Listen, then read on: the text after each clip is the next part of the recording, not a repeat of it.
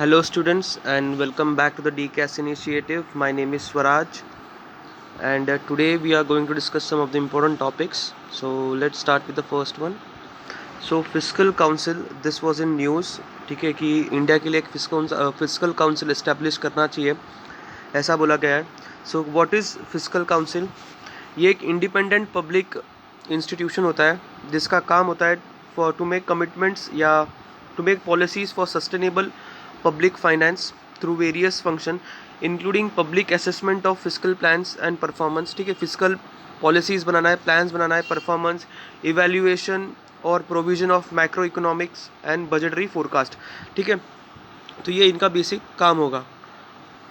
So composition and how should they function. Actually recommend किया था 14 finance commission ने एक इंडिपेंडेंट फिजिकल काउंसिल चाहिए. बहुत सारे बाकी कमिटीज़ ने भी इसको recommend किया है by inserting a new chapter, a new section in FRBM Act. It will take ex ante assessment of budgetary proposal. ex ante मतलब फ्यूचर फोरकास्ट करेगा वो बजट का. ठीक है, अभी जो कैग करता है ये एक्स पोस्ट करता है, मतलब क्या, ये रिजल्ट्स चेक करता है, actual results. But physical council क्या करेगा? फोरकास्ट करेगा एक्चुअल, इसका मतलब फोरकास्ट करेगा रिजल्ट क्या हो सकता है. ठीक है, rather than checking the result, वो बस इमेजिन करेगा कि इसका रिजल्ट क्या हो सकता है, probability basically. The council is suppose to be appointed by parliament and report to the parliament. ठीक है, it will do ex ante evaluation of physical implication.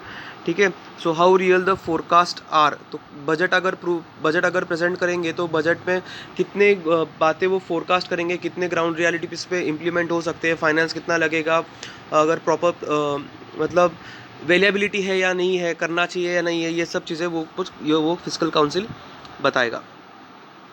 Minimum wages, this was in news because union labour and employment minister has published draft rules for the implementation of wages act 2019. ठीक है, तो basically एक major change इसमें किया इन्होंने. Work requirement जो है minimum wages के लिए वो पहले 9 आवर्स था, अभी उन्होंने रिड्यूस कर दिया है 8 आवर्स, क्योंकि 9 आवर्स में लंच ब्रेक भी तुम्हारा इंक्लूड होता था 1 आवर का. बट अभी 8 आवर्स में जो लंच ब्रेक है उसको अलग से मेंशन किया गया है. तो ये किसको अप्लाई होगा? जिसकी ड्यूटी जो है, वर्क आवर जो है वो 8 आवर्स है. तो criteria for determining the minimum wage, तो इन्होंने क्या क्राइटेरिया डिसाइड करने वाले हैं? तो इन्होंने बोला कि an intake of 2700 calories per day per consumption unit and 66 metre of cloth per year per standard working family which include a spouse and 2 children. ये बस स्पाउस 2 चिल्ड्रन के लिए ही ये इन्होंने बोला है. ठीक है, हाउसिंग रेंट एक्सपेंडिचर जो देंगे 10% of food and clothing. Fuel, electricity and other miscellaneous items का एक्सपेंडिचर है 20%. And expenditure for children's education, medical requirement, recreation, ये कंस्टिट्यूट करेगा 25%. ठीक है, तो ये याद रखना. तो ये बेसिक पैरामीटर्स ये लोग फॉलो करने वाले हैं और ये एक दिन का वेज फिर निकालेंगे. ठीक है, एक दिन का वेज निकालने के लिए ये बेसिक पैरामीटर ये लोग क्या करने वाले, यूज़ करने वाले. तो हमको एक दिन का वेज मिल जाएगा, फिर एक दिन के वेज को हम लोग डिवाइड करेंगे 8 आवर्स से. जैसे कि हमने बोला था कि उन्होंने 8 आवर्स कर दिया है वर्किंग आवर्स.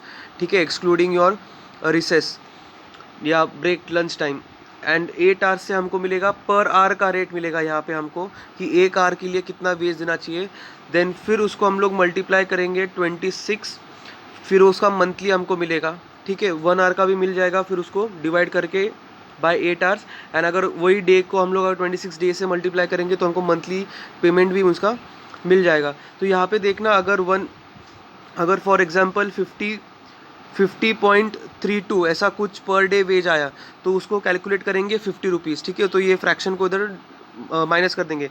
बट अगर 50.65 आया, ठीक है, 50.65 आया तो इसको कैलकुलेट करेंगे 51. तो यही यहाँ पे लिखा है.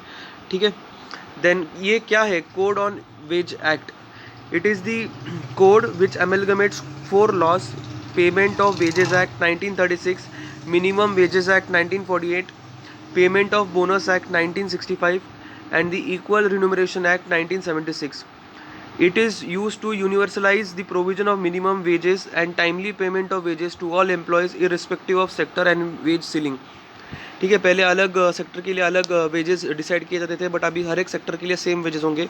While fixing the minimum rate of wages, the central government shall divide the concern geographical area into 3 categories. तो 3 कैटेगरीज में उन्होंने डिवाइड किया है, metropolitan area, non metropolitan area and rural areas.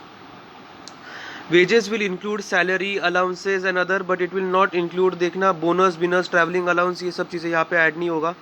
And जो सीलिंग है उसके ऊपर ही आपको वेज देना है उनका.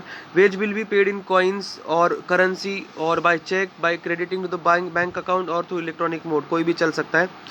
ठीक है. The wage period will be fixed by the employer as either daily कर सकते, वीकली कर सकते, फोर्टनाइटली मतलब 15 डेज, मंथली मतलब 30 डेज.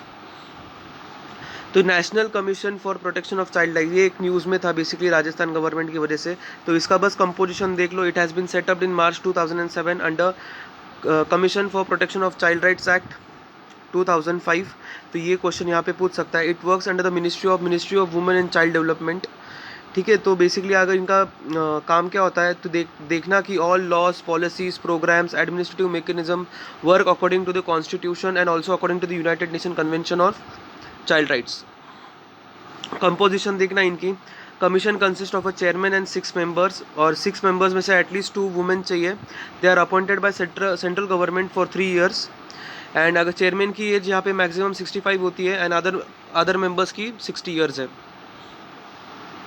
हसीम पोर्टल, तो ये जो पोर्टल है आत्मनिर्भर स्किल्ड एम्प्लॉयर मैपिंग. तो ये जो पोर्टल है, it is been launched by ministry of skill development and entrepreneurship to help the skilled people find suitable livelihood opportunities. Basically, it is a AI based ASIM which will provide employers a platform to access the ability of skilled workers and formulate their hiring plans. मतलब यहाँ पे employers and employees इनका एक platform होगा जहाँ पे employers can track the skill, required skill and उनके hiring procedure वो वहाँ से शुरू कर सकते हैं. Then India Cycles for Change. It is a challenge which has been initiated by Smart City Mission to support implementation of cycle friendly initiative. Basically, its aim is to help cities connect with their citizen as well as expert to develop unified vision of promoting cycling. यहाँ पे cycling को promote करना है बस. Who can apply? Cities with the population of more than 5 lakh, capital cities or UTs and cities under the smart cities mission. तो ये लोग यहाँ पे अप्लाई कर सकते हैं. मतलब population with less than 5 lakh ये सिटीज़ अप्लाई नहीं कर सकते. Hope you have understood the session. If you have any doubt you can